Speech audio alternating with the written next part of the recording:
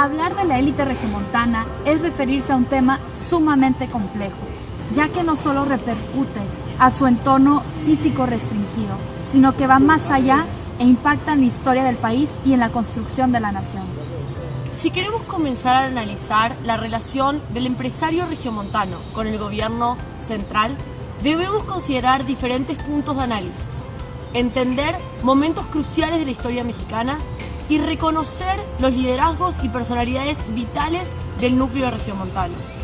Esta relación va mucho más allá de PRI y PAN, trasciende los límites de las ideologías.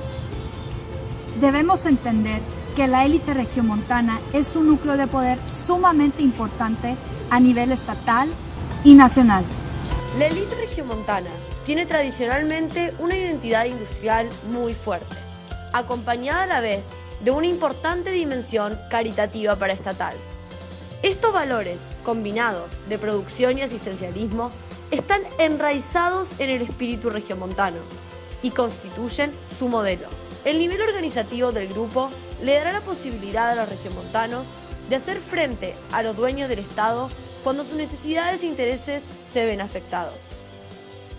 De manera general, existen ciertas condiciones que moldean y construyen a la élite regiomontana. Es a través de estas condiciones como se forma este núcleo de poder, y son estas mismas circunstancias las que le otorgan una suerte de ventaja frente al resto de la nación. Monterrey se vio sumamente beneficiada. En primer lugar, por las grandes olas de inmigración. Llegan a Monterrey numerosas familias europeas que ven en la nueva ciudad una gran oportunidad de crecimiento y desarrollo, sobre todo por su cercanía con la frontera. Una gran cantidad de campesinos de estados aledaños se sienten atraídos por la nueva urbe. Esto dará a los empresarios una amplia base obrera que, con comportamientos de sumisión propios de sus anteriores haciendas, se empleará en las incipientes industrias regiomontanas. La cercanía con Estados Unidos también le ofrece la oportunidad de aprovechar el gas tejano, y el vecino estado de Coahuila le proveerá grandes cantidades de carbón. Gracias a la presencia de estos materiales, Monterrey comienza a industrializarse fuertemente. Es pionero en América Latina en la industria pesada. Fundidora es el primer alto horno en la región latinoamericana. Durante la Revolución, los empresarios no son representados. Este movimiento político-social le da cabida a la mayoría de los grupos de poder: campesinos, obreros, militares. Sin embargo, los empresarios no encuentran un espacio de participación. En cierta medida, tampoco les interesa contraponerse al régimen porfirista que tanto los había beneficiado. El primer choque de la época moderna será con Lázaro Cárdenas, quien 20 años después del inicio de la Revolución llega a la presidencia con una bandera claramente prosindicalista. Esto se materializa con la promulgación de la Ley Federal del Trabajo a inicio de los años 30 y la creación de la CTM en 1936. Esta primera, impregnada con la vertiente social de la Revolución, causa diferentes reacciones en el país, principalmente el descontento por parte de los empresarios regiomontanos. La respuesta ante esta iniciativa de ley será la creación de la Coparmex en 1929, la cual representaba los intereses de pequeños, medianos y grandes empresarios y sigue vigente hasta la actualidad, siendo uno de los organismos empresariales más importantes de la nación. La idea era que si los obreros podían organizarse como sindicatos, los patrones también podían hacerlo. Las molestias y confrontaciones irán aplacándose. Cárdenas no expropia ni lastima puntualmente a ninguna empresa regiomontana, y el poder sindical del centro no llega a afectar la dinámica obrera en las industrias del norte. Es así como llegamos a los años 40, y con ello al inicio del famoso milagro mexicano, el cual se caracterizará por su tranquilidad en cuanto a la relación político-empresarial. El Pacto Obrero Industrial de 1945 con Manuel Ávila Camacho es símbolo de esta relación pacífica, basada en pautas implícitas de cómo se llevaría a cabo la comunicación por ambas partes. El PRI se encargaría de manejar la política y los empresarios el mundo capital. El Ejecutivo no tomaría ninguna decisión en economía sin consultar a la élite regiomontana. La creación del Tecnológico de Monterrey en 1943 como institución apéndice del conglomerado industrial regiomontano, refleja la armoniosa relación que se estaba desarrollando con el poder central. La institución fue creada por decreto presidencial. Años después, en 1962, se le da vida al Consejo de Hombres de Negocios. La estabilidad proveniente del régimen del Partido Único benefició enormemente a los empresarios regiomontanos. Mientras que el resto de Latinoamérica enfrentaba con regularidad golpes de Estado y diversos conflictos sociopolíticos, la inmovilidad del régimen político mexicano daba seguridad y prosperidad a la industria regia.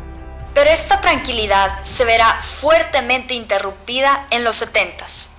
Con un escenario político agitado después del movimiento del 68, llega al poder Luis Echeverría Álvarez, trayendo con él al poder ejecutivo doctrinas izquierdistas.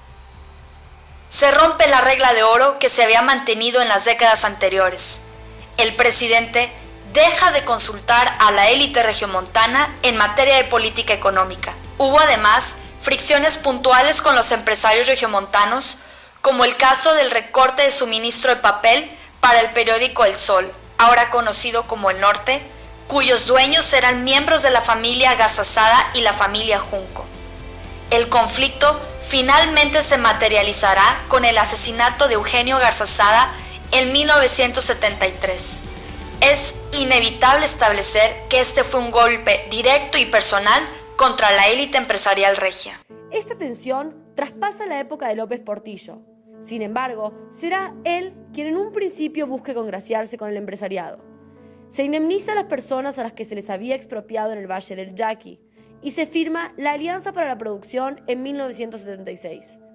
Esto fue tomado como un signo de buena voluntad por los empresarios regios.